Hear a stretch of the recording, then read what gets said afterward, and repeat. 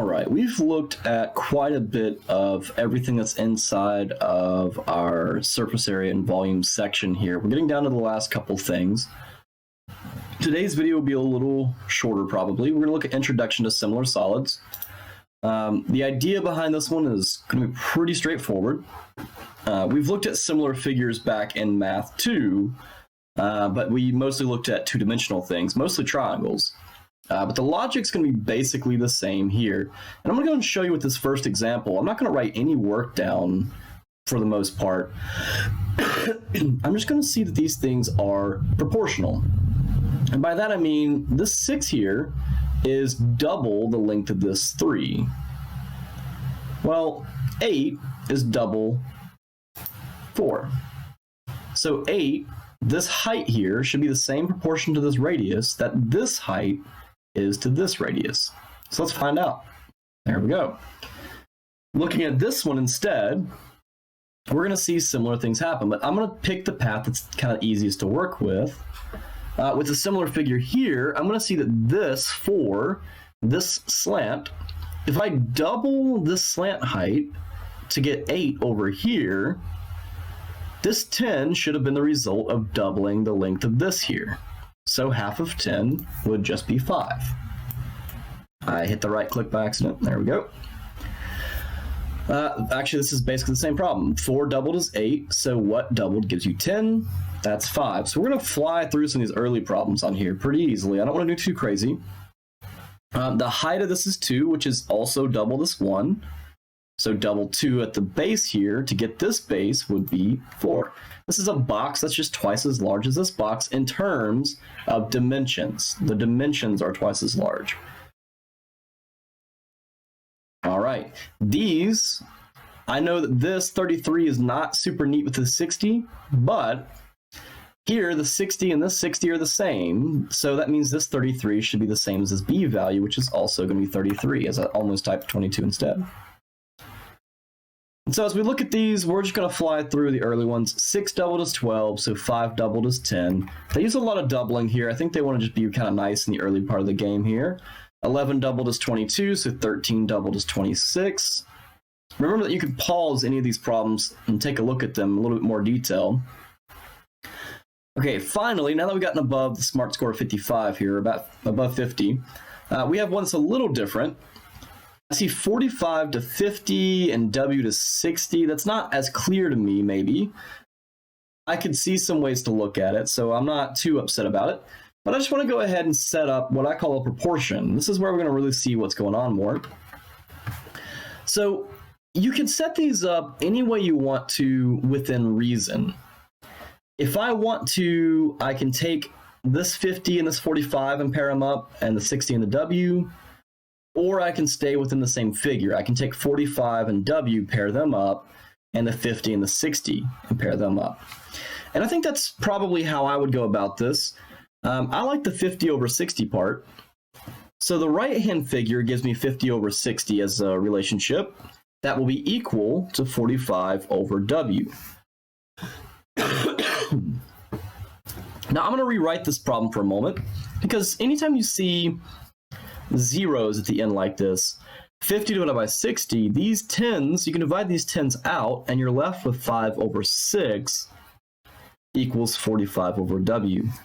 And this is where I become a little happier, because I noticed that 5 times 9 would give me 45, so 6 times 9 should give me something down here. Now, if you don't like that, you could go in here and do cross multiplication. You could get 5W equals 6 times 45, then divide both sides by the 5. Notice that I did not multiply the top yet. There's a big reason for that. I'm a fan of leaving numbers alone that become more complicated than necessary. Here, you could multiply this out, so 6 times 40 would be 240. 6 times 5 would be 30, so this would be 270 on top. You could go in and do that if you wanted to. But the reality is, this and this work out a bit nicely. 45 divided by 5, that simplifies to 9. So this is just 6 times 9, which is 54. And if you remember from just a little bit ago, I said, well, to find W, we'll just need to do 6 times 9. And that's because of proportionality. 5 times 9 on top to get 45 would mean I'd have to multiply the bottom by 9 to get that 54 down here. Let's go and drop that in here. Look at that, we're doing great. Here, this one's not too bad. This one, these numbers are really nice. 4 times 4 gives me 16. So 3 times 4 gives me 12. If they're that nice, go ahead and use them that way. Here, you're probably going to want to think about a proportion just for a moment. So I would maybe do 20 over the 30, and then the 12 over the t. So 20 over 30, slide this over, equals 12 over t, so just a proportionality. Again, we see these little zeros thankfully going away. This is part of why I thought this one was pretty good. And then you can either do cross multiplication, which is perfectly fine. I'll set that up real fast for you. 2t equals 36, so 2 times t, 3 times 12. Easy enough to divide the 2 off of both sides to get 18. But I also noticed here that 2 times 6 is how I got 12. So of course 3 times 6 would be 18. So you could use either method. I like proportionality. I think it speeds things up a lot. Now this one, if you noticed that 21 is half of 42, you would just double 19 and get 38. So I don't like to linger on those too much. You can cross multiply if you'd like. This is another one that you could probably do better by setting up as a proportion. Here, I'll just keep the figures together. So 12 and 15 again would equal 16 over q. Well, 12 over 15 is the same thing as 4/5. Notice that 3 goes into 12 4 times, 3 goes into 15 5 times. And then here, proportionality. 4 goes into 16 4 times, so 5 times 4 is 20.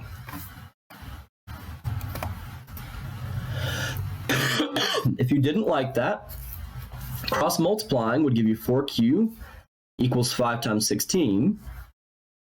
Dividing would give you 5 times 16 all divided by 4. And look at that, 16 divided by 4, that just gives me 4. 5 times 4 does give me the 20 we just put in. All right, they're trying to really throw us for a loop here. Notice that we're getting into the badge situation now, so they're going to use bigger numbers, things that don't look as pretty. I don't think this is going to be that bad personally. We'll see. Go ahead and spin this paper over so we can get some extra space. We're going to have 440 over 660 equals 396 over z. Okay. Well, again, this is like 44 over 66. I wouldn't notice that both of these are multiples of 11.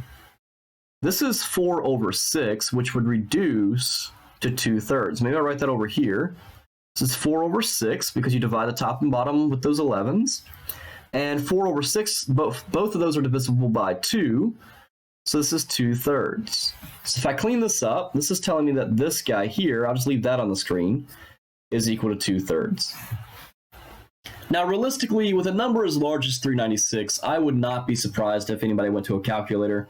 So let's just go ahead and do that here. In fact, let's go ahead and just set this up by cross multiplying. Let's go and do that. So z, this would be 2z, so z times 2 equals 3 times 396, and then z would equal 3 times 396 all over 2. So let's very quickly do 3 times 396, divide that by 2, and we get 594. You didn't actually see the work there. Let me slide that over. So 594, and there we go. Now, I'll point out, proportionality would have worked in this step here.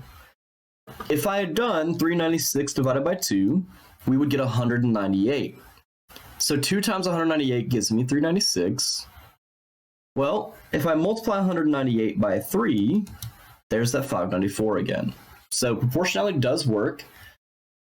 But these are starting to get to the point where if you set them up well, you'll start to realize that there's actually some very quick stuff you can do. I've been setting these up in a way that is really inefficient. By putting the z on the bottom of the fraction, I end up with situations where I have to do some weird multiplication stuff. If I set it up on top, I actually can just do a single little step instead of cross multiplying. In fact, let me go ahead and show that here. I have g over 336 would be equal to 656 divided by 672.